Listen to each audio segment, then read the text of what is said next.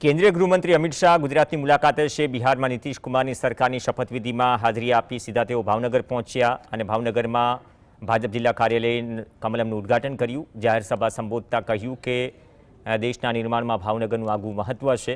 2015માં દરેક જિલ્લામાં ભાજપ કાર્યાલયનો સંકલ્પ કર્યો હતો, જેમાં 787માંથી 697 જિલ્લામાં કાર્યાલયનું કામ પૂર્ણ થયું છે। સાથે જ તેમણે કોંગ્રેસની યાત્રાને લઈને નિશાન તાકતા કોંગ્રેસ ઘૂસપેઠિયા યાત્રા કાઢી રહી હોવાની વાત કરી।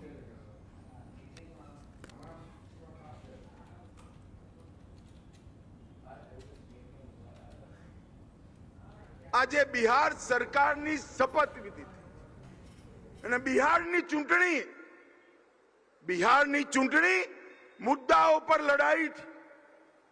एक बाजू जंगल राज फैलावा वाला घमंडिया गठबंधन અને બીજી બાજુ બિહારને સલામત બનાવવા વાળું એનડીએ। એક બાજુ ઘૂસપેઠિયાઓને બચાવવા માટે ઘૂસપેઠિયા યાત્રા કાઢવા વાળી કોંગ્રેસ પાર્ટી અને બીજી બાજુ ન કેવલ બિહાર, દેશભરમાંથી એક ઘૂસપેઠિયાને વીણી દેશની બહાર કાઢવાના સંકલ્પ વાળી આપણી ભારતીય જનતા।